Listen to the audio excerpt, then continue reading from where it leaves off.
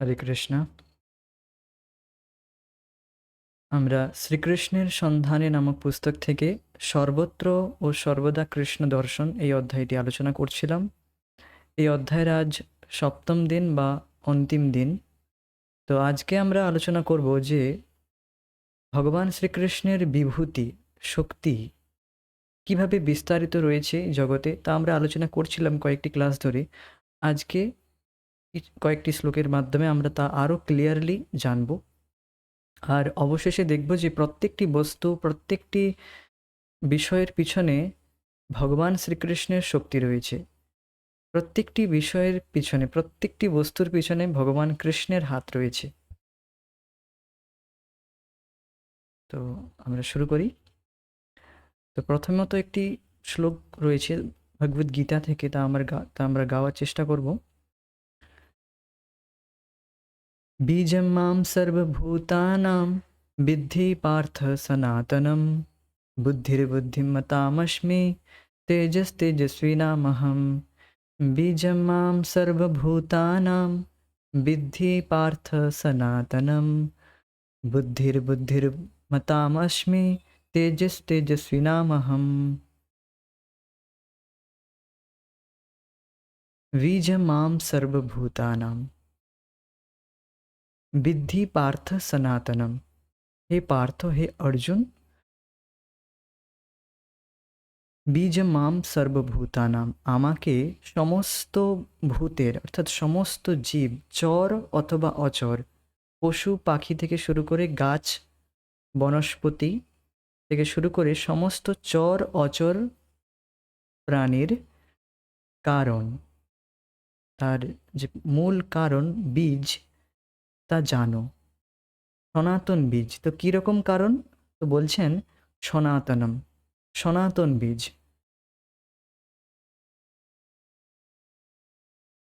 বুদ্ধির মতামস্মি, আর যে বুদ্ধিমান যারা রয়েছে তাদের বুদ্ধি, বুদ্ধিমতাম, যারা বুদ্ধিমান তাদের বুদ্ধি হচ্ছে আমি।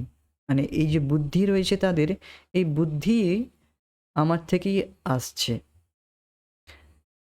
তেজস্বী নাম আহম, আর যারা তেজস্বী, তেজস্বী মানে যারা ভগবান শ্রীকৃষ্ণের ভক্তি করছে বা ভক্তিযোগ ছাড়াও অন্যান্য কোনো যোগ পালন করছে, যেমন ব্রহ্মচর্য পালন করছে, দৃঢ়তার সাথে ভক্তি করছে না কিন্তু ব্রহ্মচর্য পালন করতেছে। আর এইভাবে তাদের মধ্যে একটি তেজ, মানে একটি তেজ অর্থাৎ প্রকাশ, একটি তেজ তাদের মধ্যে থাকে, যার মধ্যে তাদের যে বলার মধ্যে যে শক্তি, এই শক্তি এই তেজ থেকে আসে। অর্থাৎ মানুষের, অর্থাৎ এই তেজস্বী ব্যক্তির মধ্যে যে তেজ, তার এই তেজ হচ্ছে ভগবান শ্রীকৃষ্ণের শক্তি। তেজস্বী নাম আহম। হে পৃথাপুত্র, জেনে রাখো যে আমি সমগ্র জীবের আদি জীব, আদি বীজ, আদি জীবও বলতে পারেন।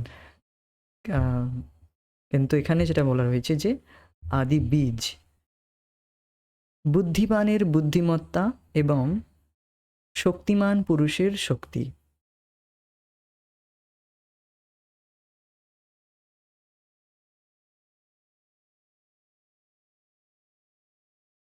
দেখুন, এই জগতে আমরা অনেক রকম জীব দেখি, পশু পাখি থেকে শুরু করে চর, যারা এক স্থান থেকে এক স্থানে যেতে পারে তাদের চর বলা হয়, আর যারা এক জায়গায় দাঁড়িয়ে থাকে যেমন গাছগাছালি, এরা অচর। তো এই সমস্ত যে জীব রয়েছে, প্রাণী রয়েছে, এদের মূল কারণ কে? এদের মূল কারণ হচ্ছে ভগবান শ্রীকৃষ্ণ। তো আপনি বলবেন কি করে? তাহলে কি ভগবান নিজেকে বিস্তারিত করেন? তো তা নয়। এই সমস্ত যে জীব রয়েছে তারা যে শরীর লাভ করেছে, বা আমরা যে মনুষ্য শরীর পেয়েছি, বা কেউ পশুর শরীর পেয়েছে, কেউ গাছের শরীর পেয়েছে, তো এই সমস্ত শরীরগুলো এসছে প্রকৃতি থেকে, আর প্রকৃতিকে শক্তি প্রদান করেছে ভগবান শ্রীকৃষ্ণ।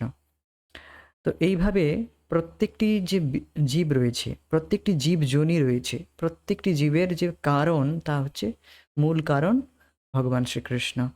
আর এই নয় যে তিনি এইভাবে তার শক্তিপাতের দ্বারা তার মধ্যে কোনো পরিবর্তন আসে, তা নয়।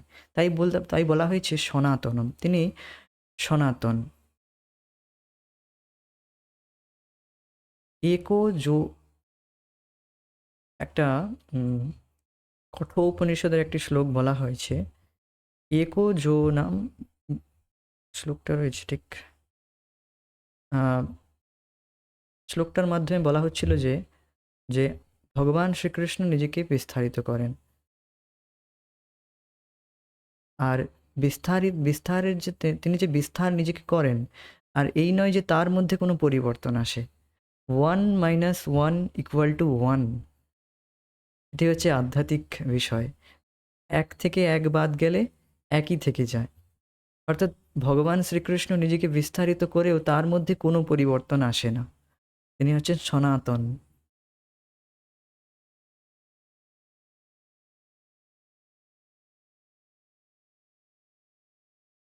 হ্যাঁ, কঠোর উপনিষদের শ্লোকটি হচ্ছে নিত্য নিত্যানাম চেতনশ্চেতনানাম एको বহুনাম যো বিদধাতি কামান।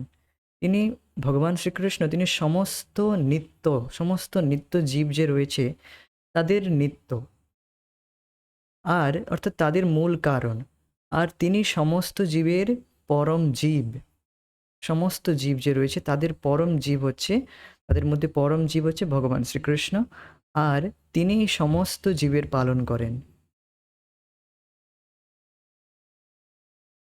এরপর বলা হচ্ছে যে বুদ্ধিমানের যে বুদ্ধি, আমরা জগতের মধ্যে অনেক কম্পিটিশন দেখি যে যার বুদ্ধি বেশি সে ভালো মার্কস পেয়ে এগিয়ে যায়।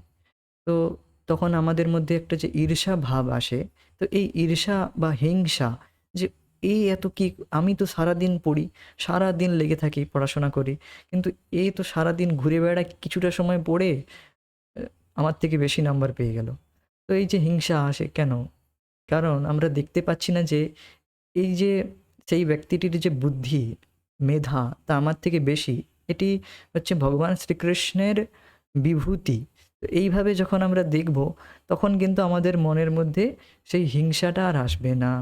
হিংসা কেন আসছে? যে আমার কেন নেই, আমার মধ্যে কেন নেই, ওর মধ্যে কেন রয়েছে, বা আমি তো এত পরিশ্রম করছি আর সে কেন করছে, সে কেন এগিয়ে যাচ্ছে আমার থেকে। তো এই বিষয়গুলো আসবে না যদি আমরা নিত্য ভগবদ্গীতা, ভাগবতম শাস্ত্র শ্রবণ করি, যে এই ব্যক্তির মধ্যে যে বুদ্ধি তাও ভগবান শ্রীকৃষ্ণ দিচ্ছেন। তো এটি হলো ভৌতিক বুদ্ধি। এবার আসা যাক আধ্যাত্মিক বুদ্ধির বিষয়ে। ভগবান শ্রীকৃষ্ণ গীতায় বলেন যে দদামি বুদ্ধি যোগম তোম, চতুশ্লোকী গীতার মধ্যে দশম স্কন্ধে বলা হয়েছে যে যে আমার প্রীতিপূর্বক ভজন করে, খুবই আদরের সাথে, খুবই যত্ন সহকারে আমার ভক্তি করে, আমার সেবা করে, নাম ভক্তি সহকারে সেবা, মতলব সেবা মানে হচ্ছে যে আমার নাম জপ করে আর আমার কথা শ্রবণ করে, হরিকথা শ্রবণ করে খুবই যত্ন সহকারে, খুবই প্রীতির সাথে, যেই সেবা করে, সে আমার জন্য রান্না করে বা কিছু ভোগ লাগায়, যাই করে না কেন, যতটা তার সামর্থ্য রয়েছে সেটা খুবই প্রীতি সহকারে করে, তো তাকে আমি বুদ্ধি দেই। তার হয়তো শাস্ত্রজ্ঞান নেই, বা সে অতটা পড়তে পারে না, জানে না, কোনো অসুবিধা না, সে যে সেবাটি পেয়েছে তা খুব প্রীতি সহকারে করছে, তো ভগবান তাকে বুদ্ধি দেয়। দাদা আমি বুদ্ধি যোগমতম, আমি তাকে বুদ্ধি দেই। কি বুদ্ধি দেই? আমার সম্বন্ধে বুদ্ধি দেই, যাতে করে সে আমাকে লাভ করতে পারবে। এটি হচ্ছে তো পরম বুদ্ধি, এটি হচ্ছে বুদ্ধির আসল প্রকৃত বুদ্ধি। এই বিষয়ে আরও কিছু বলা যায় যে আমরা যে কোনো আমরা কোনো ইচ্ছা নিয়ে, কোনো আমাদের কোনো ইচ্ছা রয়েছে, আমি ধরুন তার যে কোনো ইচ্ছা হতে পারে, কেউ পরীক্ষায় ফার্স্ট হতে চায়, কেউ কোনো জব পেতে চায়, anything, any kind of desires, যে কোনো ইচ্ছা হতে পারে।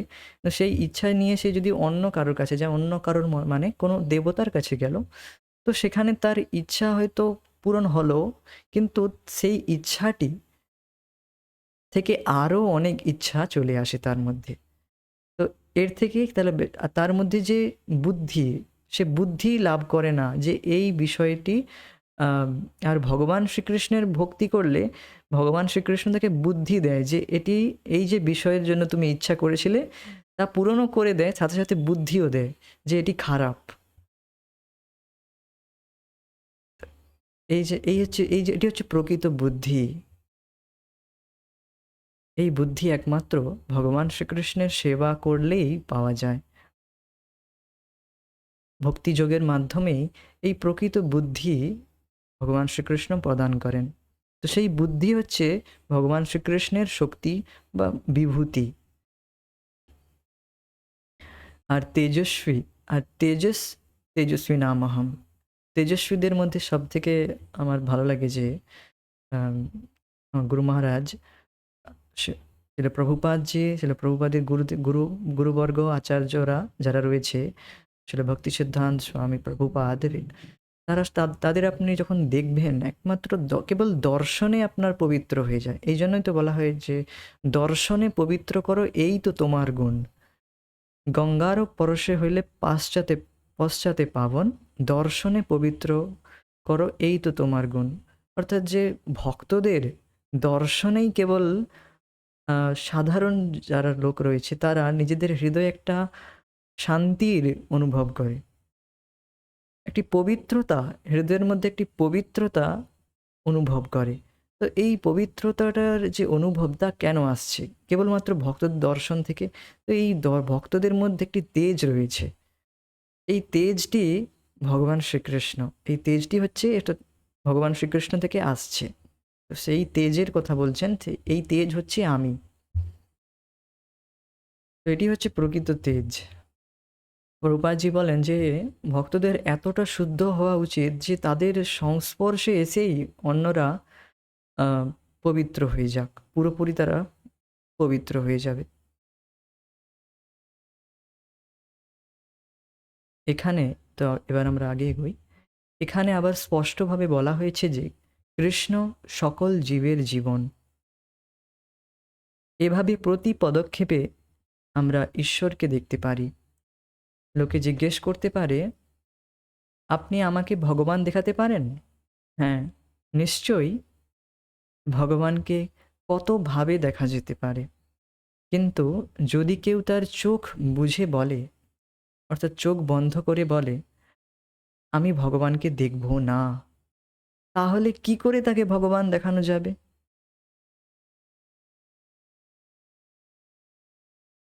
অনেকেই তর্ক করে যে আগে আমাকে ভগবানকে দেখাও, তারপর আমি মানব, তারপর আমি বিশ্বাস করব যে হ্যাঁ ভগবান রয়েছে।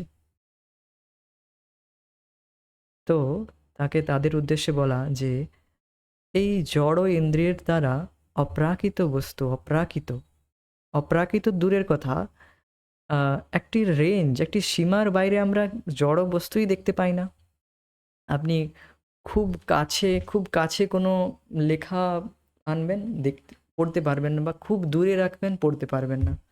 তো এইখানেই আপনি দেখতে পাচ্ছেন না, তো আপনি ভগবানকে দেখবেন কি করে হবে? অর্থাৎ এই জড় চক্ষুর দ্বারা, এই যে ভৌতিক চক্ষু, আমি এই উদাহরণটি কেন দিলাম যে খুব কাছে আনলে পড়তে পারছি না, দূরে থাকলেও পড়তে পারছি না, এই উদাহরণ দ্বারা বোঝাতে চাইছি যে আমাদের চোখের যে ক্ষমতা তা লিমিটেড, আর ভগবান শ্রীকৃষ্ণ হচ্ছেন অসীমিত, আনলিমিটেড। তো সীমিত চক্ষুর দ্বারা অসীমিত ভগবানকে কি করে দেখা সম্ভব? তো তাও আপনি দেখতে পারবেন, মন্দিরে গিয়ে ভগবান শ্রীকৃষ্ণের শিববিগ্রহ অবশ্যই দর্শন করতে পারবেন, কিন্তু একদম সচক্ষে একদম ভগবান শ্রীকৃষ্ণের অপ্রাকৃত যে রূপ, সেই অপ্রাকৃত রূপ দর্শনের জন্য সেই রকম চক্ষু, সেই রকম চোখ আমাদের তৈরি করতে হবে, অর্থাৎ ডেভেলপড করতে হবে। প্রেমাঞ্জন ছুরিত ভক্তি বিলোচনে না সন্ত সদৈব হৃদয়েষু বিলোকয়ন্তি। যা অর্থাৎ সন্তরা, অর্থাৎ যারা সাধু সন্ত, যারা শুদ্ধ ভক্তরা, ভগবানের শুদ্ধ ভক্তরা, তারা সদৈব ভগবান শ্রীকৃষ্ণকে তাদের হৃদয়ের মধ্যে দেখেন। কেন, কিভাবে দেখেন? তাদের প্রেমাঞ্জনিত, প্রেম চক্ষুর দ্বারা। তো এই প্রেমাঞ্জন ছুরিত, ভক্তি বিলোচনে না। প্রেমের অঞ্জন কালিক লাগিয়ে, কাজল লাগিয়ে তখনই আমরা ভগবান শ্রীকৃষ্ণকে দেখতে পাবো।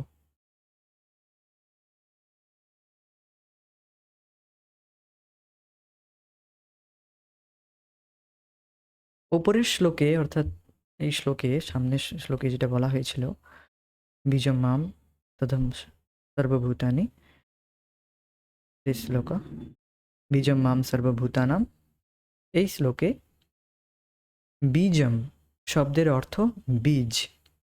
আর এই বীজকে নিত্য সনাতন বলে প্রচার করা হয়।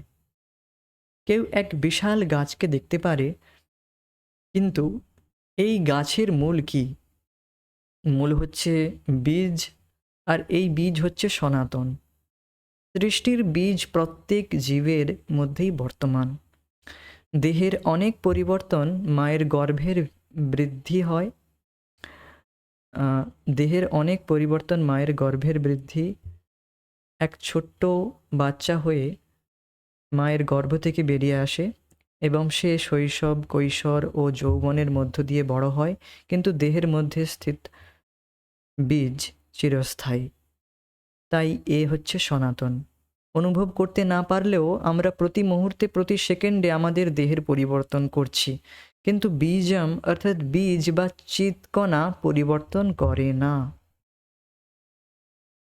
দেখুন, এখানে বলা হচ্ছে যে যে বীজ, বীজ অর্থাৎ আত্মা। আত্মা কি? চেতন কণা, চিৎকণা। চেতন, যে চেতনা আমাদের মধ্যে রয়েছে, তাই হচ্ছে আত্মা। তো দেখ, এখানে প্রভুপাদজি বলছেন যে যে একটি গাছের উদাহরণ দেওয়া হয়েছে। গাছের যে মূল কি? তা হচ্ছে বীজ। আর এই বীজ তো কিছু সময়ের জন্য থাকে, নষ্ট হয়ে যায়, কিন্তু প্রত্যেকটি জীবের মধ্যে, প্রত্যেকটি জীব, পিঁপড়ে থেকে শুরু করে ব্রহ্মা পর্যন্ত, প্রত্যেকটি জীবের মধ্যে যে চেতনা রয়েছে, যে চেতনা, যে কনসাসনেস রয়েছে, যে চেতন শক্তি রয়েছে। চেতন শক্তি কি?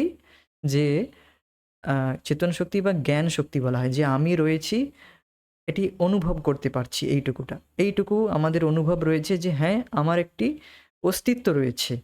একে বলা হয় চেতন শক্তি। আপনারা সকলেই এটি অনুভব করছেন যে হ্যাঁ, আমি রয়েছি, আমার একটি অস্তিত্ব রয়েছে। তো এটি হচ্ছে চেতনা, এটি হচ্ছে চেতনা থাকার লক্ষণ। তো এই রকম, এই যে চেতনা, এই চেতনাটা আসছে আত্মা থেকে, আর এটি হচ্ছে বীজ।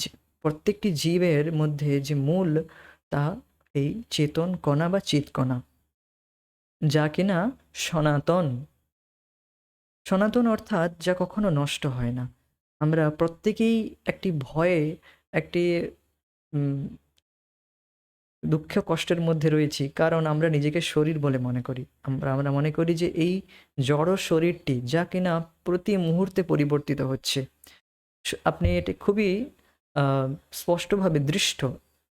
এটি ভগবদ্গীতা থেকেই প্রভুপাদ বলছেন যে শৈশবে আমাদের একরকম শরীর ছিল, কৈশোর অবস্থায় একরকম শরীর, যৌবন অবস্থায় একরকম শরীর রয়েছে, আবার পূর্ণাবস্থায় একরকম শরীর থাকবে, বৃদ্ধাবস্থায় একরকম শরীর। তো এইভাবে দেখছেন যে শরীর প্রতিনিয়ত পরিবর্তিত হচ্ছে, কিন্তু আমাদের মধ্যে যে চেতনাটা রয়েছে, যে আমার যে অস্তিত্বটা যে রয়েছে, তার মধ্যে কিন্তু কোনো পরিবর্তন আসেনি। তো শরীরের তো পরিবর্তন হচ্ছে, কিন্তু আমার চেতনার কোনো পরিবর্তন হচ্ছে না। এর থেকে আপনি বুঝতে পারছেন হয়তো যে চেতনার যে চেতন, যে চিৎকণা, তা সনাতন, তা অপরিবর্তনীয়।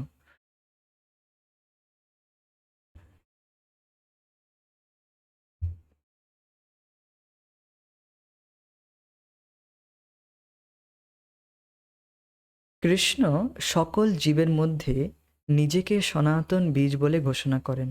এবার এখানে বলা হচ্ছে যে এই জীবাত্মা, অর্থাৎ আমরা, আমাদের মধ্যে যে চেতন বস্তু রয়েছে, আমাদের মধ্যে যে এই চেতনা রয়েছে, এর সাথে সাথে ভগবান শ্রীকৃষ্ণও রয়েছে। কিভাবে রয়েছেন? তিনি নিজেকে পরমাত্মা রূপে বিস্তারিত করেন। তো এটি হচ্ছে ওনার অচিন্ত শক্তি। তিনি নিজেকে বিস্তারিত করেও তিনি তার মধ্যে কোনো পরিবর্তন আসে না।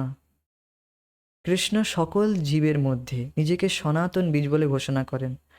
তিনি একজন বুদ্ধিমানের বুদ্ধি। অর্থাৎ এই লাইনটা আপনি হয়তো বুঝতে পেরেছেন যে ভগবান শ্রীকৃষ্ণ প্রত্যেকের মধ্যে পরমাত্মা রূপে রয়েছেন। আপনি একা নন এই শরীরের মধ্যে, আপনার সাথে পরমাত্মাও রয়েছে, যা ভগবান শ্রীকৃষ্ণেরই বিস্তার। পরমাত্মা কিভাবে থাকে? পরমাত্মা উপদেষ্টা অনুমন্তা চ ভর্তা ভোক্তা মহেশ্বর। অর্থাৎ প্রত্যেকটি জীব যে ভোগ করছে, এই যে ভোগের ইচ্ছা, জীব কেবল ইচ্ছা করে। এইভাবে বলা হয়েছে, যে এইভাবে শাস্ত্রে বর্ণন রয়েছে যে জীব কেবল ইচ্ছা করতে পারে, মানে আমাদের কেবল এইটুকু রয়েছে যে আমি কেবল ইচ্ছা করছি যে এখন আমি ভগবানের সম্বন্ধে কিছু কথা বলবো, এইটুকু আমি ইচ্ছা করেছি। বাকি কাজ সমস্তটা ভগবান করেন। আপনি বলবেন কি করে? একটু ঠান্ডা মাথায় ভাবুন যে কিভাবে আমরা প্রত্যেকটি কাজ করি। আপনাকে যদি প্রশ্ন করা হয় আপনি এই কাজটি কিভাবে করলেন, বা আমাকে যদি কেউ প্রশ্ন করে যে আমি কিভাবে কথা বলছি, তো আমার কাছে কোনো উত্তর নেই। বৈজ্ঞানিকভাবে অনেক কিছু অনেকে বলতে পারে যে এই এই নিউরন সেই নিউরন এইভাবে অ্যাক্টিভ হয়ে আমি কথা বলছি। তো that's fine, okay, you are explaining it. আপনি এটা ব্যাখ্যা করছেন এইভাবে, কিন্তু আপনি কি এটা অনুভব করছেন যে আপনি এইভাবে নিজেকে, নিজের প্রত্যেকটি নিউরন বা নিজের বডিকে ফাংশন করাচ্ছেন? আপনি কি এটা বুঝতে পারছেন কিছু? না। কিভাবে আমি কথা বলছি তা আমি এখন বলতে পারবো না। জীব কেবল ইচ্ছা করতে পারে, অর্থাৎ প্রত্যেকটি জীব কেবল ইচ্ছা করার তাদের স্বতন্ত্রতা রয়েছে, এইটুকু স্বতন্ত্রতা রয়েছে আমাদের। আর এই ইচ্ছা করার পর পরমাত্মা রূপে ভগবান শ্রীকৃষ্ণ সেই ইচ্ছাটি দেখে তা স্যাংশন করেন। আচ্ছা ঠিক আছে, এই জীব এই ইচ্ছা করেছে, তখন সেই অনুযায়ী ইন্দ্রিয় প্রাণকে অ্যাক্টিভেট করে। প্রাণ প্রাণ শক্তি থেকে তারপর মন, তারপর ইন্দ্রিয়গুলো চালিত হয়। এটি খুব ফাস্ট হয়। তো এই বিষয়ে পরবর্তীকালে আমরা খুব ডিটেলসে চর্চা করব, যেখানে আপনি বুঝতে পারবেন যে কীভাবে ভগবান শ্রীকৃষ্ণ প্রত্যেকটি কাজ তিনিই করছেন, আপনি কিছুই করছেন না। আপনি শুধু ইচ্ছা করার জন্য স্বতন্ত্র। আর সেই ইচ্ছাটি স্যাংশন হবে কিনা সুপারভাইজ করেন ভগবান শ্রীকৃষ্ণ পরমাত্মা রূপে। আপনার পূর্ব পূর্বের যদি সেই রকম কর্ম থাকে তখনই ভগবান স্যাংশন করবেন, না হলে নয়, না হলে সেই কাজটি সফল হবে না। তো এই রকম যদি তখন আমরা শাস্ত্র থেকে শ্রবণ করব, তখন যে কাজের প্রতি, যে কোনো বিষয়বস্তুর প্রতি যে আসক্তি তা জীবের থাকবে না। কারণ সে তখন বুঝতেই পারছে যে আমি কেবল ইচ্ছা করতে সক্ষম, আমার হাতে কিছু নেই।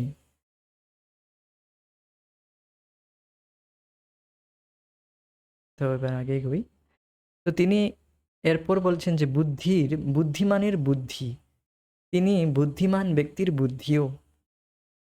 কৃষ্ণ দ্বারা অনুগ্রহ লাভ না হলে একজন অসাধারণ বুদ্ধিমান হতে পারে না। জগতে দেখা যায় যে অনেকে এক্সট্রা অর্ডিনারি ভাবে খুবই বুদ্ধিমান, মাল্টি ট্যালেন্টেড বলা হয় অনেককে। তো তার এই যে জড়জাগতিক বুদ্ধি বা আহ, জড়জাগতিক বুদ্ধি, এই বুদ্ধিও ভগবান শ্রীকৃষ্ণ দেন। যে ব্যক্তি যুক্তি তর্কের দ্বারা এটি খণ্ডন করছে বা আহ, স্বীকার করছে না যে আমি ভগবান শ্রীকৃষ্ণকে ভগবান বলে মানব না, তো তাকেও ভগবান শ্রীকৃষ্ণ বুদ্ধি দিচ্ছে। আচ্ছা ঠিক আছে, তুমি মানতে চাও না, okay, fine, that's fine, I will give the intelligence of not knowing me. আমাকে না জানার বুদ্ধিও আমি দেবো তোমাকে।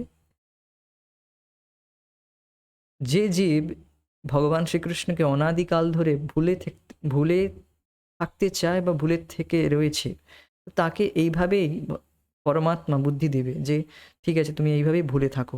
যতক্ষণ না সে ভক্তদের সঙ্গে আসছে ততক্ষণ তার উদ্ধার সম্ভব নয়। ততক্ষণ ভগবান শ্রীকৃষ্ণ কোনোদিন তাকে প্রম্পট করবে না যে আমি কৃষ্ণ, আমি হচ্ছে পরম ভগবান, আমার সেবা করো তুমি, আমার সেবা করেই তুমি সুখী হবে, এটি প্রম্পট করবে না ভগবান, কোনোদিন না। কেবলমাত্র ভক্তদের, ভগবান শ্রীকৃষ্ণের ভক্তদের মাধ্যমেই ভগবান কৃপা করেন।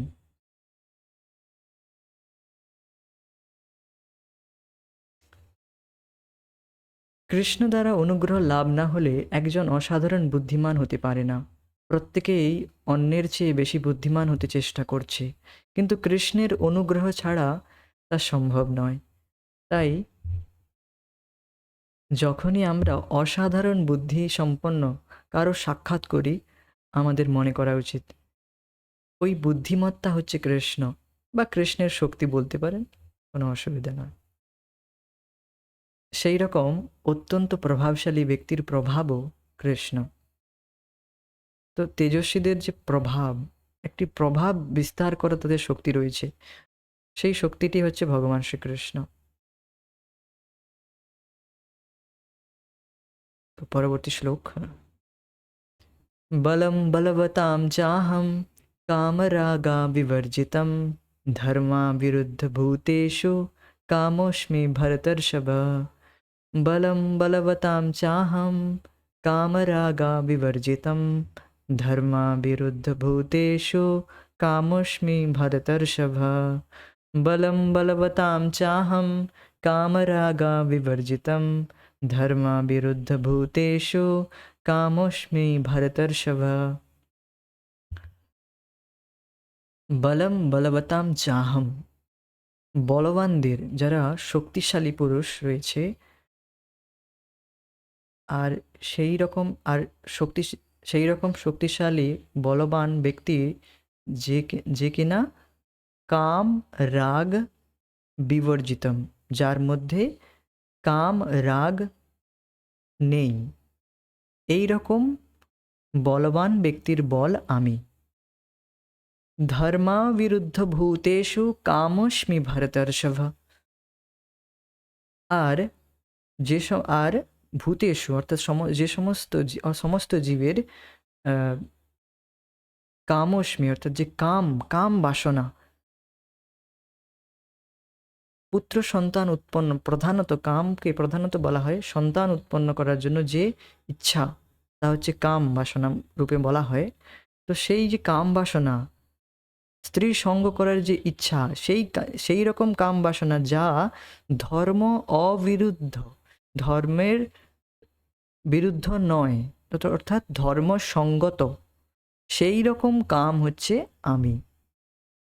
তো দেখুন, প্রত্যেকটি ওয়ার্ড এবার বোঝার চেষ্টা করি।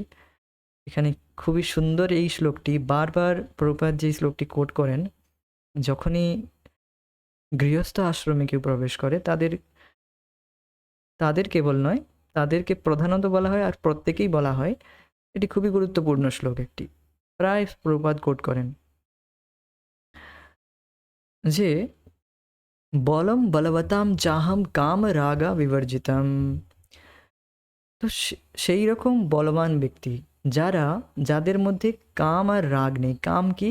কাম হচ্ছে নিজের ইচ্ছিত বস্তু লাভ করার ইচ্ছা, যার দ্বারা কেবল নিজের সুখটাই যেখানে আমরা বড় করে দেখি, তা হচ্ছে কাম। কেবল নিজের ইন্দ্রিয় সুখ বা অন্য কারোর ইন্দ্রিয় সুখ, কারোর না কারোর ইন্দ্রিয় সুখ চাই, আর প্রধানত নিজেকে কেন্দ্র হিসেবে রাখি, তো তা হচ্ছে কাম। রাগ কি? রাগ নট অ্যাঙ্গার। এখানে সংস্কৃতে রাগ মানে হচ্ছে কোনো যে বিষয়বস্তু আমরা লাভ করলাম, আপনি একটি বিষয় লাভ করলাম, ধরুন খুব অর্থ খুব ইচ্ছা করেছেন যে আমার খুব টাকা পয়সা হোক, টাকা পয়সা হোক আপনি চান, তো আপনি অনেক অর্থ পেলেন, তারপরে তার প্রতি আরও লোভ জাগরিত হয়, আরও লোভ জেগে যায় যে আরও অর্থ চাই, আরও টাকা চাই, আরও চাই। তো এটি হচ্ছে রাগ, মানে আসক্তি। আরও একটি এর অর্থ রয়েছে যে প্রবল ইচ্ছা, যে এটাই চাই, আমি এটাই চাই, আর কিছুই চাই না, আমার অনেক অর্থ চাই, বা কোনো একটি ইচ্ছিত বস্তু যার মাধ্যমে আমরা ভাবছি যে এটি পেয়ে গেলে আমি সুখী হয়ে যাব, আমি একেই চাই বা এটাও চাই বা এই বস্তুই চাই। যেমন আমরা ছোটোবেলাতে যখন আমরা ছোটো ছিলাম, যে একটা খেলনা নিয়ে আমরা খুব কান্নাকাটি করতাম যে এই খেলনাটাই চাই, এই গাড়িটাই আমার দরকার, না হলে আমি আর কিছুই খাবো না, কিছুই করবো না। আমরা সেখানেই সমস্ত কিছু উম, কান্নাকাটি করতাম। তো এই যে প্রবল ইচ্ছা যার দ্বারা আমাদের হৃদয় কলুষিত হয়, এটি হচ্ছে রাগ। তো এই রকম কাম বাসনা রাগ বিবর্জিত, মানে খুব ভালোভাবে যে ত্যাগ করেছে, যার মধ্যে এই কাম রাগের লেশ মাত্র নেই, এই রকম বলবানদের বল আমি। প্রভুপাদ তাৎপর্যে বলেন যে যে সমস্ত বলবানরা তাদের বল নিজের কৃচ্ছ সাধন, নিজের কৃচ্ছ সাধন করার জন্য তাদের বল, তাদের শক্তি ইউজ করে, তার বিভূতি ভগবান নয়, অর্থাৎ তা ভগবান নয় বলছেন। আর যারা নিজের বল অপরের সহায়তায়, অপরের সাহায্যে লাগায়, তাদের বল হচ্ছে ভগবানের বিভূতি, ভগবান শ্রীকৃষ্ণের বিভূতি শক্তি, সেই রকম বল। আর দ্বিতীয় পয়েন্ট বলা হচ্ছে যে এখানে খুবই গুরুত্বপূর্ণ, ধর্ম অবিরুদ্ধ ভূতেষু কামস্মি ভরতর্ষভ। হে ভরতর্ষভ, ভরতদের মধ্যে শ্রেষ্ঠ শ্রেষ্ঠ হে অর্জুন, যে যে ধরনের কাম বাসনা, যে ধরনের কাম বাসনা ধর্ম অবিরুদ্ধ, ধর্মের অবিরুদ্ধ, অর্থাৎ যা ধর্মসঙ্গত, সেই রকম কাম হচ্ছে আমি। তো ভাবুন ভগবান শ্রীকৃষ্ণ কতটা পিওর, কতটা শুদ্ধ। তিনি, কৃষ্ণ ইজ অল পিওর, ভগবান শ্রীকৃষ্ণ হচ্ছেন পরম পবিত্র। তো সেই রকম পরম পবিত্র সেই ব্যক্তির কাম বাসনা যা ধর্মসঙ্গত। ধর্মসঙ্গত মানে কি? প্রপাতজি তা তাৎপর্য বলেন যে কেবল পুত্র সন্তান, কেবল পুত্র উৎপন্ন করার জন্যই, কেবল কৃষ্ণ ভাবনামৃত পুত্র উৎপন্ন করার জন্যই স্ত্রী সঙ্গ করা, কেবল তার নিজের স্ত্রীর সাথে সঙ্গ করা, তা হচ্ছে ধর্মসঙ্গত। আর এই রকম ভাবে পুত্র সন্তান উৎপন্ন করার জন্য চেষ্টা, এই যে কাম বাসনা, তা ভগবান শ্রীকৃষ্ণের বিভূতি, খুবই গুরুত্বপূর্ণ। প্রভুপাদজি তাৎপর্যে বলেন যে এই রকম ভাবে যে কেবল কৃষ্ণ ভাবনামৃত সন্তান উৎপন্ন করতে চায়, সে এই ইন্টেনশানে যে আমি কেবল কৃষ্ণ ভাবনামৃত, কৃষ্ণ ভক্ত পুত্র চাই, এই পুত্র অভিলাষায় যে তার স্ত্রীর সাথে সঙ্গ করে, তো সে এই রকমভাবে যদি স্ত্রীর সঙ্গ করে, সে 1000 তার স্ত্রীর সাথে সঙ্গ করতে পারে, তো তা ধর্মসঙ্গত। তো প্রভুপাদজি এইভাবে বলছেন, কারণ বলতে চাইছেন যে কেবল কৃষ্ণ ভাবনামৃত সন্তান যদি হয়, তাহলে সে তার স্ত্রীর সাথে সঙ্গ করতে পারেন। তো প্রভুপাদ যে ছিল ভক্তি সিদ্ধান্ত স্বামী প্রভুপাদ বলেন যে এর কোনো গ্যারেন্টি নেই যে আপনার পুত্র কৃষ্ণ ভাবনামৃত হবে কিনা। তো এই জন্য আমি যদি এর গ্যারেন্টি দেওয়া হয়, ছিল ভক্তি সিদ্ধান্ত প্রভুপাদ বলেন যে যদি এর গ্যারেন্টি দেওয়া হয় যে কৃষ্ণ ভাবনামৃত পুত্র সন্তানই হবে, তাহলে আমি 1000বার স্ত্রী সঙ্গ করতে রাজি রয়েছি। তো ঠিক আছে, তো যাদের ইচ্ছে রয়েছে, দ্যাটস নট পয়েন্ট। পয়েন্ট হচ্ছে যে যাদের কাম বাসনা রয়েছে, তো কাম তো বাসনা রয়েছে, সেই বাসনাটি কেবল কুকুর বিড়ালের মতো সঙ্গ করে কেবল নরক যাওয়ার রাস্তা খুলবে। কাম, ক্রোধ, লোভ, এগুলো হচ্ছে নরকে যাওয়ার রাস্তা। আপনি ভাবছেন আমি খুব সুখী হয়ে যাব এইভাবে, কিন্তু আপনি নরকে যাচ্ছেন। আপনি, আপনার সঙ্গী, পার্টনার, স্ত্রী, সবাই দুজনেই নরকে যাচ্ছে। কিন্তু তা যদি ধর্ম সঙ্গত হয়, যে কেবল আমি কৃষ্ণ ভাবনামৃত সন্তান উৎপন্ন করার জন্য স্ত্রী সঙ্গ করবো। প্রভুপাদজি এও বলেন যে স্বামী স্ত্রী দুজনেই যেন 50 রাউন্ডস, অ্যাটলিস্ট 50 মালা জপ করে। আর শিলা জয়পতাকা স্বামী মহারাজও বলেন যে তারা যেন অ্যাটলিস্ট যা প্রভুপাদের কথাই বলেন যে 50 মালা জপ যেন তারা করে, তারপর তারা সঙ্গ করতে পারে। তো এইসব রুলস অ্যান্ড রেগুলেশন রয়েছে। অনুবাদটি পড়ে নেই। হে ভরতশ্রেষ্ঠ অর্জুন, আমি হচ্ছি কাম রাগ বর্জিত ভগবানের বল। আমি হচ্ছি ধর্মের বিরোধীন যৌন জীবন। হাতি ও গরিলা খুব বলশালী পশু, এবং আমাদের বোঝা উচিত যে তারা তাদের শক্তি পেয়েছে কৃষ্ণের কাছে। মানুষ তার নিজের চেষ্টায় ওই রকম শক্তি অর্জন করতে পারে না, কিন্তু যদি কৃষ্ণ ওই রকম অনুগ্রহ করে, একজন লোক হাতির চেয়েও 1000 গুণ বেশি শক্তি পেতে পারে। তার উদাহরণ দেওয়া হচ্ছে, দেখুন। কুরুক্ষেত্রের রণক্ষেত্রে যিনি যুদ্ধ করেছিলেন, সেই মহাবীর ভীমকে একটি হাতির 10,000 গুণ শক্তিশালী বলা হতো। আপনারা সকলেই জানবেন হয়তো যে ভীমের 10,000 হাতির বল ছিল, 10,000 হাতির। তো এই বিষয়ে একটি কথা রয়েছে, মানে চর্চার রয়েছে, প্রসঙ্গ ছিল যে প্রথমে তার 2,000 হাতির বল ছিল, তারপর তিনি পরবর্তীকালে আরও 8,000 বল পেলেন, 8,000 হাতির, অর্থাৎ 10,000 হাতির বল ছিল তার মধ্যে। তো ভগবান শ্রীকৃষ্ণের কৃপাতে সমস্ত কিছুই সম্ভব। সেই রকম, তো এরপর বলা হচ্ছে যে সেই রকম একই রকমভাবে যখন বাসনা বা কাম, যা ধর্মের বিরোধী নয়, তাকেও কৃষ্ণের রূপে দেখা উচিত। এই কাম কি?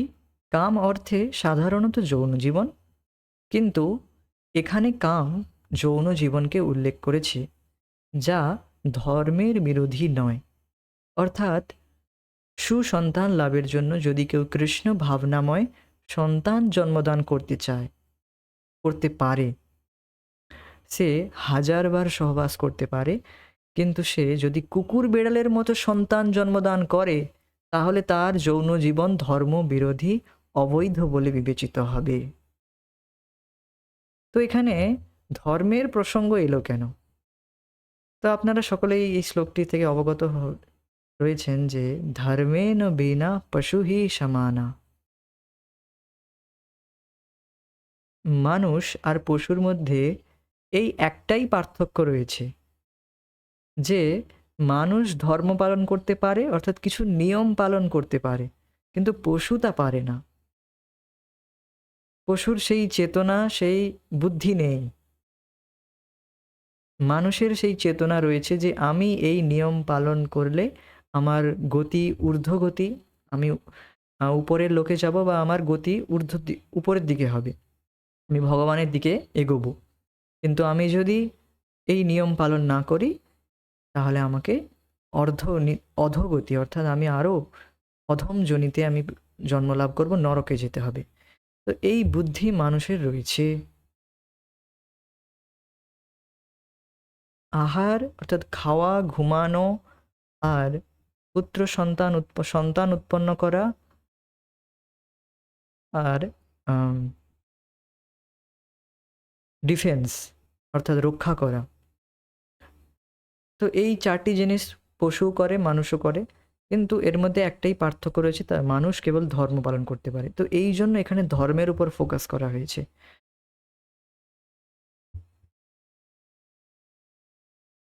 তাহলে তার যৌন জীবন ধর্মবিরোধী, অবৈধ বলে বিবেচিত হবে যদি সে কুকুর বেড়ালের মতো সন্তান উৎপন্ন করার জন্য চেষ্টা করে। ধর্মীয় এবং সভ্য সমাজে বিবাহের দ্বারা উদ্দেশ্য নিরূপিত হয় যে বিবাহিত দম্পতি উত্তম সন্তান জন্মদানের জন্য যৌন সহবাসে মিলিত হতে পারে। তাই বিবাহিত যৌন জীবন ধর্মসঙ্গত হিসেবে বিবেচিত, এবং অবিবাহিত যৌন জীবন ধর্মবিরোধী বলে বিবেচিত। প্রকৃতপক্ষে সন্ন্যাসী ও গৃহস্থের মধ্যে কোনো পার্থক্য নেই, এই শর্তে যে গৃহস্থের মৈথুন ক্রিয়া ধর্মনীতি ভিত্তিক।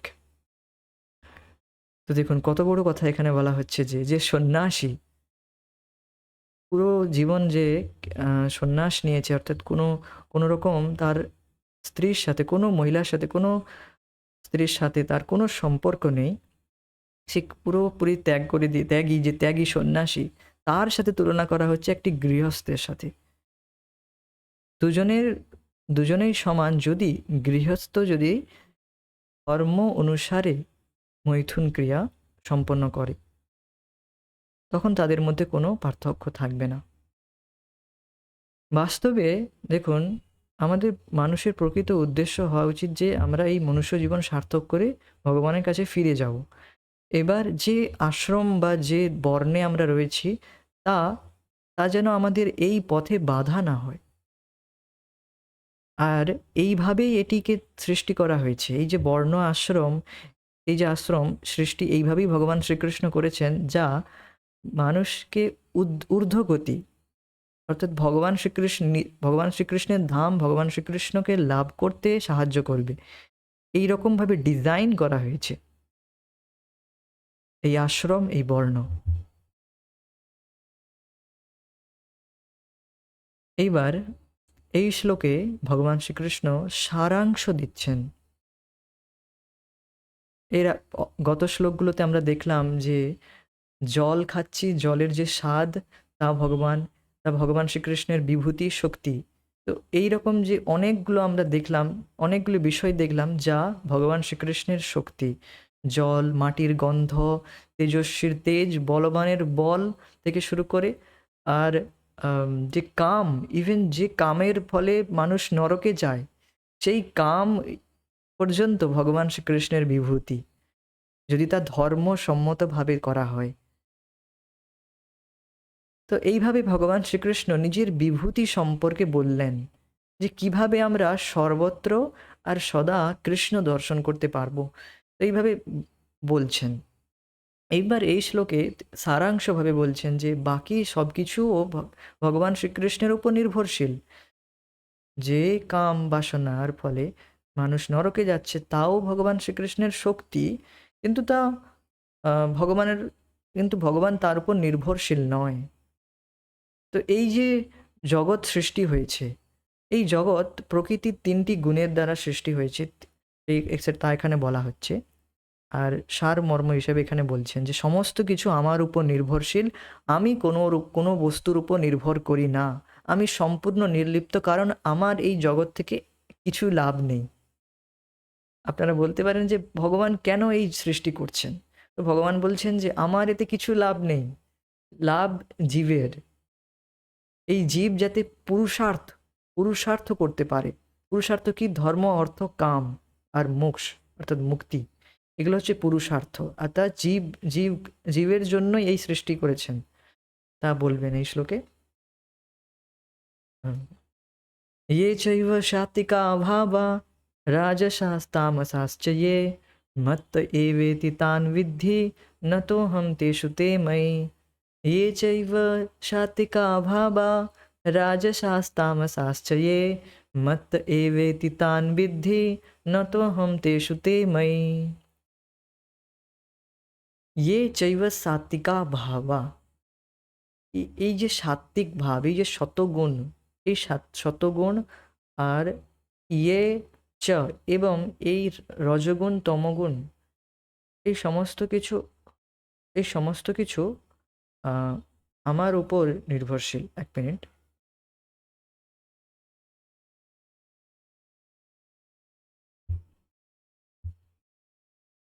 হুম। তো এই যে সাত্বিক, ইয়ে চৈব সাত্বিকা ভাবা, এই যে সাত্বিক ভাব, শতগুণ যে রয়েছে, প্রকৃতির ৩টি গুণের কথা এখানে বলা হয়েছে। এই যে জগৎ সৃষ্টি হয়েছে, এই জগতে ৩টি প্রধান গুণ রয়েছে, শতগুণ আর রজগুণ আর তমগুণ।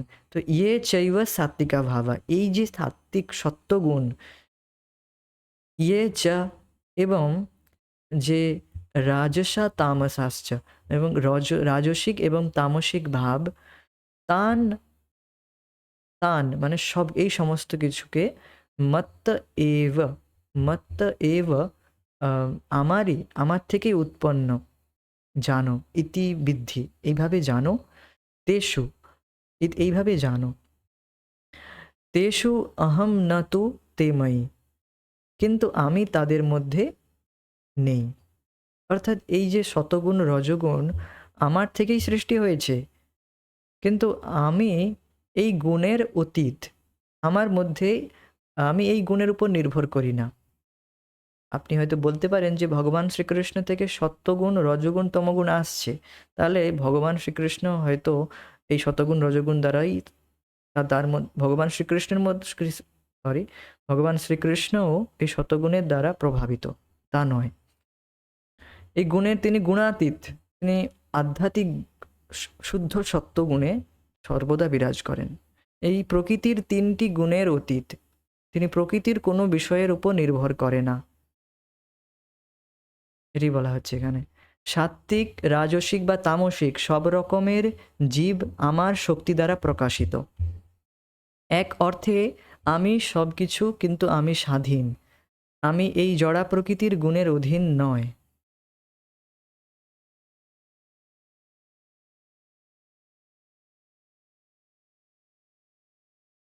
তো এই জগতের যে কোনো বস্তু আপনি দেখছেন, এই ইভেন দিস মাইক অলসো, এই মাইকও এটিও প্রকৃতির গুণের দ্বারা তৈরি। আর আমাদের এই যে স্থূল শরীর, এই যে জড় শরীরটি থেকে শুরু করে যা কিছু দেখছেন আপনি, সমস্ত কিছু এই শতগুণ, রজগুণ, তমগুণের ট্রান্সফরমেশন, শতগুণ, রজগুণ, তমগুণেরই সৃষ্টি। তো এই সমস্ত কিছু, এই সব কিছুই আমার শক্তি, ভগবান শ্রীকৃষ্ণেরই শক্তি, কিন্তু আমি এর থেকে আলাদা। আমি স্বাধীন। আমি এই জড়া প্রকৃতির অধীন নয়। এটিই হচ্ছে বোঝার বিষয়। কারণ যারা মায়াবাদী রয়েছে তারা এইভাবে ভুল ব্যাখ্যা করেন যে আহ, ভগবান শ্রীকৃষ্ণও মায়া, অর্থাৎ তিনি এই গুণের অধীন। তিনিও এই গুণের দ্বারা, এই শতগুণ রজগুণেরই শতগুণকে গ্রহণ করে এইভাবে এই জগতে লীলা করেন। তা নয়, তা একদমই ভুল। তিনি এই গুণের অতীত, তিনি নিজেই বলছেন। একজন কৃষ্ণকে এভাবে প্রশ্ন করতে পারে, আপনি বলেন আপনি শব্দ, জল, আলো, সুগন্ধ সব কিছুর বীজ, শক্তি ও কাম। তার অর্থ কি এই যে আপনি সাত্ত্বিক গুণে অবস্থিত? প্রাকৃত জগতে সাত্ত্বিক, রাজসিক ও তামসিক গুণ আছে। এই পর্যন্ত যা কিছু ভালো, যেমন ধর্মীয় নীতি অনুসারে বিবাহে স্ত্রী সঙ্গ করা, কৃষ্ণ নিজেকে তা বলে বর্ণনা করেছেন। খুব সুন্দরভাবে প্রভুপাদ একটি বিষয় ডেভেলপ করছেন। দেখুন, এই পর্যন্ত যা কিছু ভালো, যেমন একটি উদাহরণ দেওয়া হলো যে ধর্ম অনুসারে বিবাহে স্ত্রী সঙ্গ করা, কৃষ্ণ নিজেকে তা বলে গণনা করেছেন। কিন্তু অন্যান্য গুণের বিষয় কি? কৃষ্ণ কি তাতে নেই? উত্তরে কৃষ্ণ বলছেন যে প্রাকৃত জগতে যা কিছু দেখা যায় তা জড়া প্রকৃতির ৩টি গুণের পারস্পরিক ক্রিয়ার জন্য।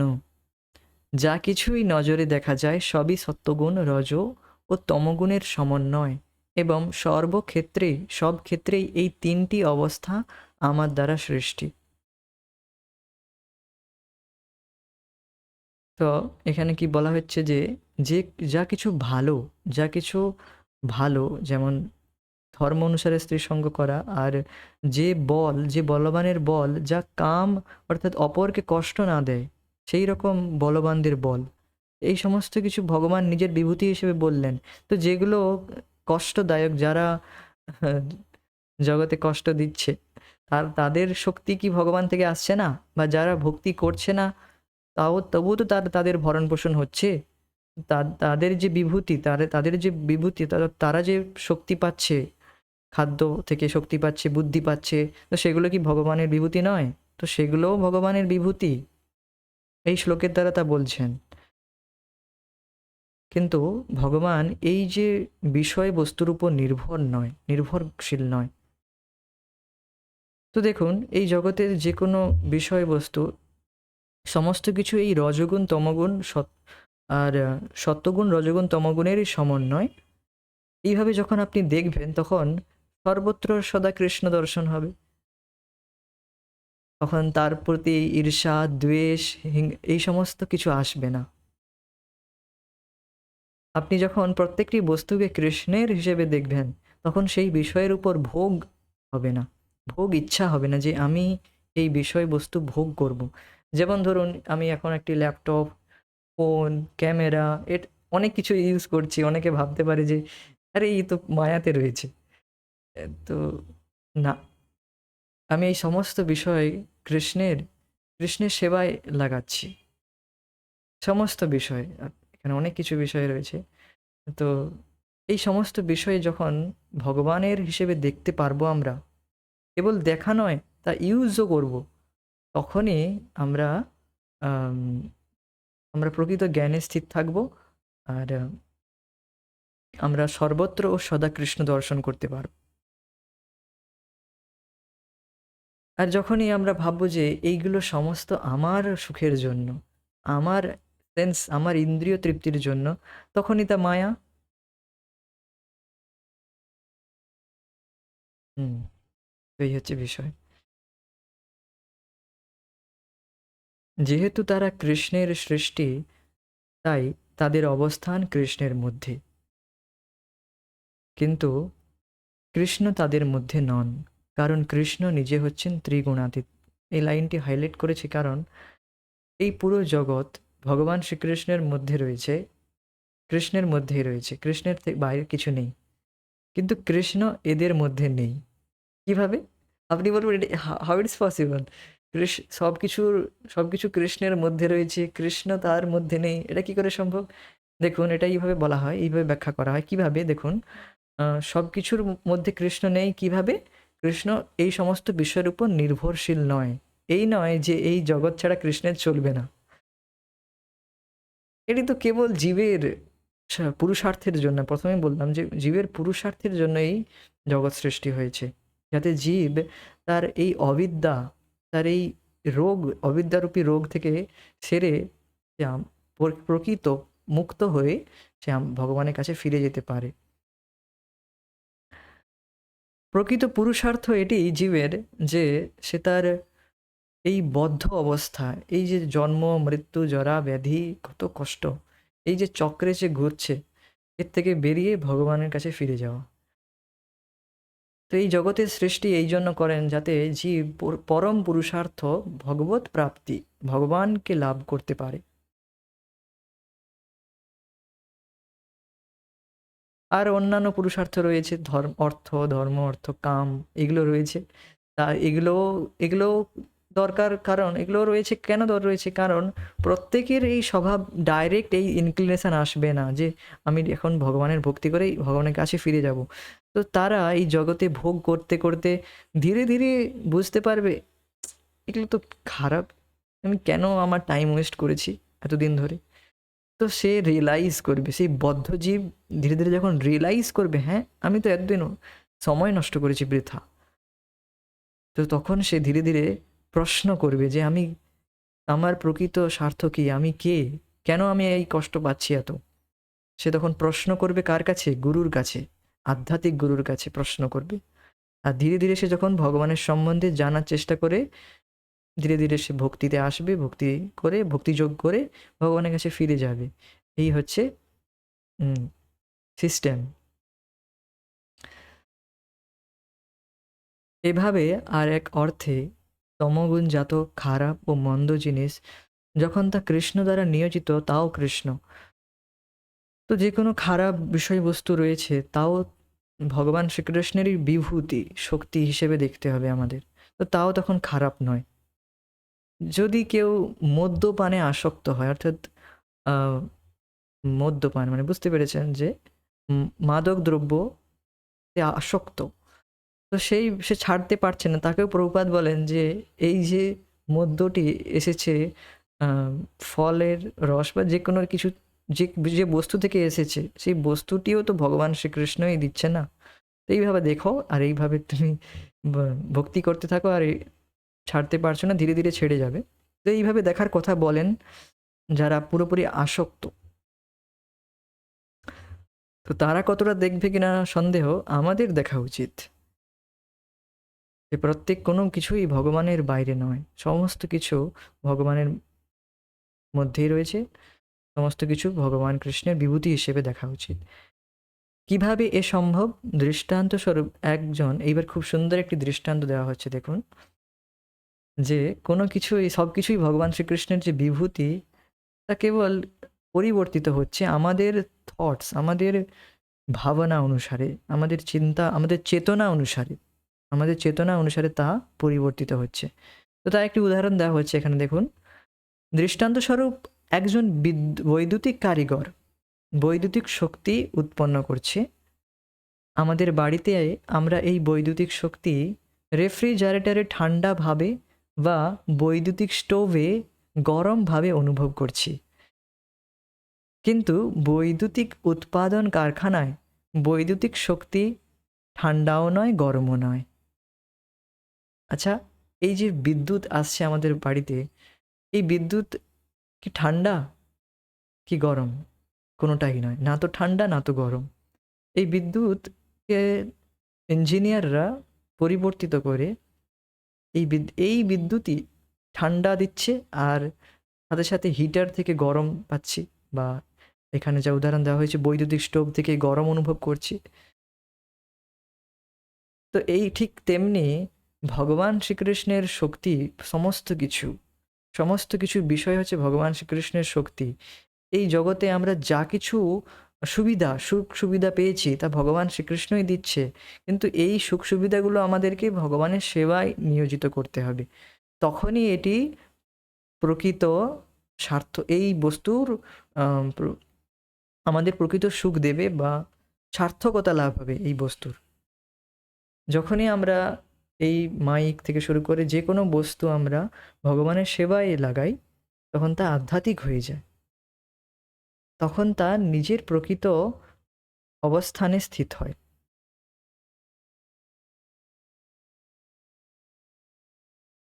কেবল আমাদের চেতনার পরিবর্তন করতে হবে।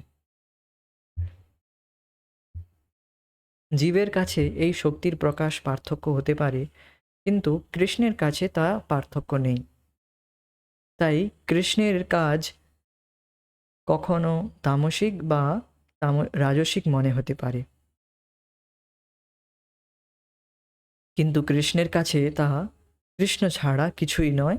ঠিক যেমন বৈদ্যুতিক কারিগরের কাছে বৈদ্যুতিক শক্তি শুধু বিদ্যুৎ আর কিছু নয়। আমাদের কাছে তা গরম ঠান্ডা হিসেবে আমাদের চেতনা অনুসারে আমরা মনে করছি, আমাদের তা অনুভব হয়, কিন্তু বৈদ্যুতিক কারিগরের কাছে তা বিদ্যুৎই কেবলমাত্র। আর কৃষ্ণের কাছে তা কেবল কৃষ্ণ মানে তারই শক্তি হিসেবে তিনি দেখছেন।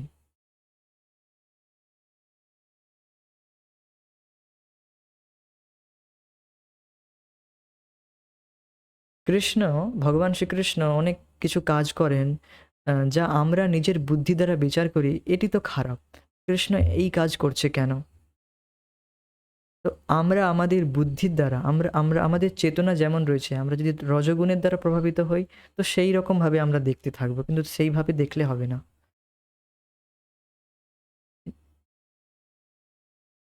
তো বৈদ্যুতিক কারিগর, তার কাছে কোনো পার্থক্য নেই এই যে এ হচ্ছে ঠান্ডা বিদ্যুৎ অথবা ও হচ্ছে গরম বিদ্যুৎ।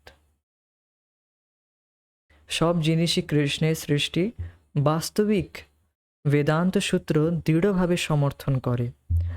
অথা তো ব্রহ্ম জিজ্ঞাসা জন্মাদস্য যতঃ। সবকিছুই পরম তত্ত্ব থেকে প্রবাহিত হচ্ছে। জীবাত্মারা বিবেচনায় ভালো বা মন্দ যা কিছু, তা শুধু জীবাত্মার কাছে, কারণ সে বদ্ধজীব। কিন্তু যেহেতু কৃষ্ণ বদ্ধজীব নয়, তার কাছে ভালো মন্দের প্রশ্ন নেই। যেহেতু আমরা মায়াবদ্ধ, তাই আমরা দ্বন্দ্ব ভোগ করি, কিন্তু কৃষ্ণের কাছে সবই পরিপূর্ণ। তো কি বলা হচ্ছে দেখুন, সব জিনিসই কৃষ্ণের সৃষ্টি, জন্মাদস্য যতঃ, অর্থাৎ এই সৃষ্টির পূর্বে ভগবান রয়েছেন, আর তিনি সমস্ত কিছু সৃষ্টি করেছেন। জন্মের আদি অর্থাৎ এই সৃষ্টির আদি হচ্ছে ভগবান, আর তিনি এই জগৎকে সৃষ্টি করেছেন।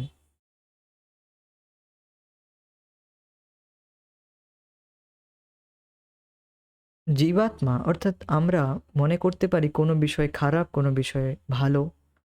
তো এই ভালো মন্দর যে দ্বন্দ্ব অর্থাৎ যে ডুয়ালিটি, এই মুহূর্তে ভালো, এই মুহূর্তে খারাপ। এখনই আমাদের মুড ভালো, এই মুহূর্তে মুড চেঞ্জ, মুড খারাপ হয়ে গেল।